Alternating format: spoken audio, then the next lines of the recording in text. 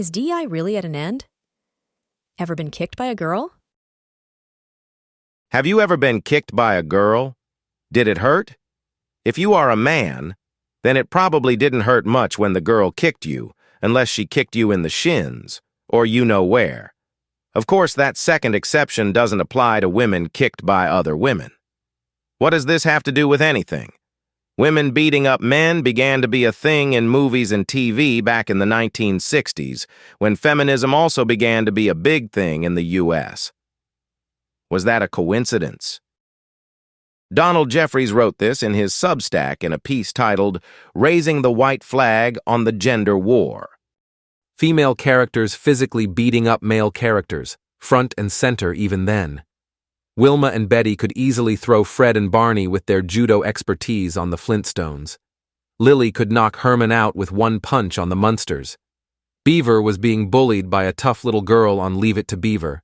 Rob was easily judo flipped by Laura on the Dick Van Dyke Show. The pattern was very clear and universal.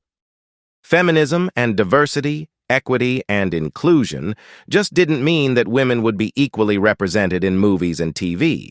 It really meant that women would be portrayed as better than men. In action movies, the typical male villain is big and muscular, and often an experienced fighter. In a fight scene, a 110-pound girl beats 3 or 4 muscular 230-pound men to the ground, mostly by jiu-jitsu throws or by kicking them, sometimes you know where, but more often in the head. Now think back to that time when you were kicked by a girl. Seriously, can a real 5'4", 110-pound woman beat 3 big, strong, experienced male fighters unconscious in hand-to-hand combat? You know the answer. Have you ever seen a movie made in the 1950s? You probably have. There are lots of good ones, like On the Waterfront, which got 8 Academy Awards, including Best Picture for 1954, Best Actor for Marlon Brando, and Best Supporting Actress for Eva Marie Saint.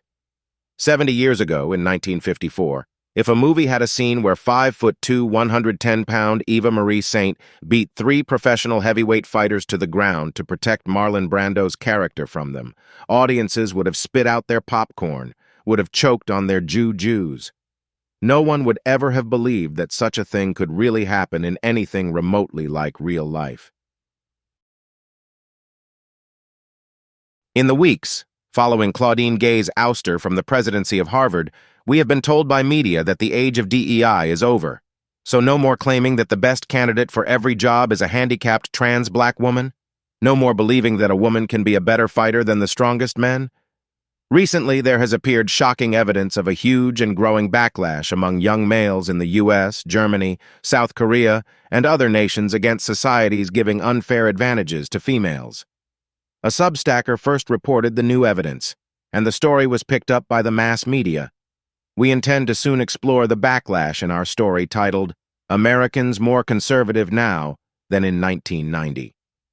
If DEI is really over, will movies and TV go back to portraying the sexes in a way that more resembles reality?